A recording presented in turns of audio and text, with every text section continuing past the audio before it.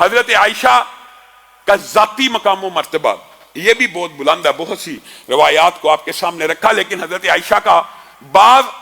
واقعات میں امت کے اوپر احسان بھی ہے، اور ان میں سے ایک مشہور واقعہ آپ نے سنا، ضمنی طور پہ آپ کے سامنے رکھتا ہوں۔ ایک سفر کے اندر امی عائشہ کا ہار گم ہو گیا۔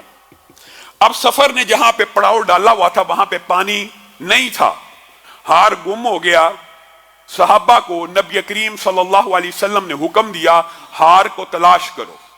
ہار تلاش کرنا شروع کیا، ہار نہ ملا، ہار نے نہیں تھا ملنا، نہ ملا۔ اللہ رب العزت کی ایک حکمت تھی، اور یہاں پہ یہ بات بھی سمجھ آتی ہے کہ رسول اللہ صلی اللہ علیہ وسلم کو بھی صرف وہی باتیں پتہ ہیں جو اللہ بتاتا ہے، ورنہ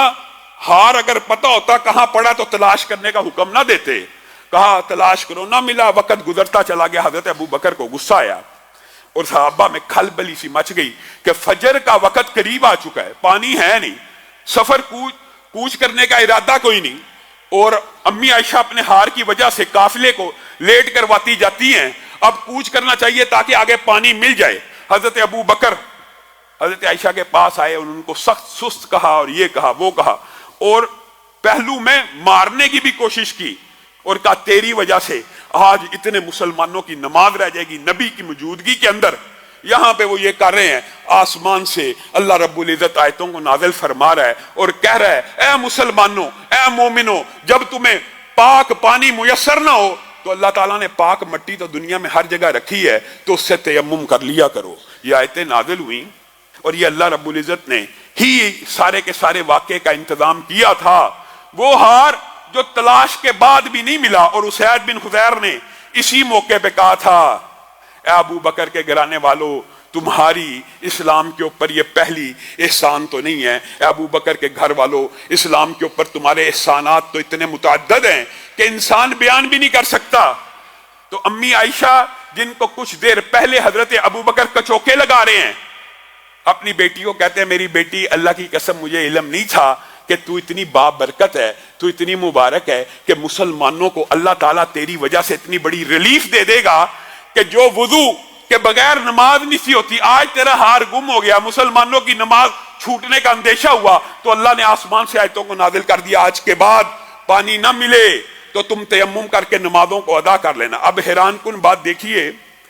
کہ وہ ہار جو بے شمار تلاش کے بعد نہیں ملا تھا، جب نماز کو ادا کر لیا، اونٹ کو اٹھایا تو اسی اونٹ کی گردن کے نیچے امی عائشہ کا ہار موجود تھا، اسی اونٹ کی گردن کے نیچے رسول اللہ موجود ہوں، صحابہ موجود ہوں۔ صحابہ سے بڑا ولی اللہ کوئی نہیں، اور نبیوں سے بڑھ کے کوئی اولیاء اللہ نہیں ہے۔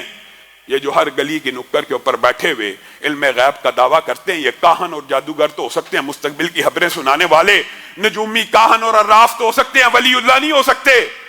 نبی کریم موجود ہیں، جب اللہ نے اطلاع نہیں دی تو اونٹ کی گردن کے نیچے والا ہار نہ ملا۔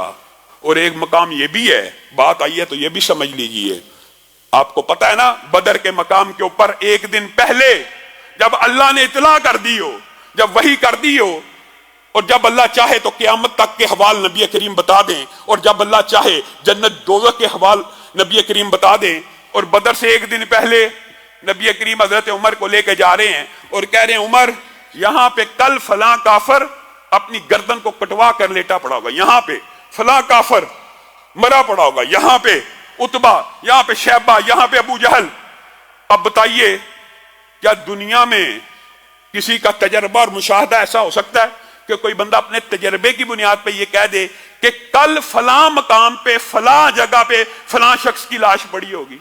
تجربے سے یہ بات آ سکتی ہے؟ یہ کہاں سے آتی ہے؟ اللہ نے اطلاع دی ہو تو کل کی بات بھی بتلا دیں، اللہ نے اطلاع دی ہو تو جہنم جنت کے احوال بھی بتا دیں، اور اگر اللہ نہ چاہے تو اونٹ کی گردن کے نیچے بھی ہار پڑا ہو، نبی کریم صلی اللہ علیہ وسلم کو نہیں پتا تو سب تلاش کر رہے ہیں۔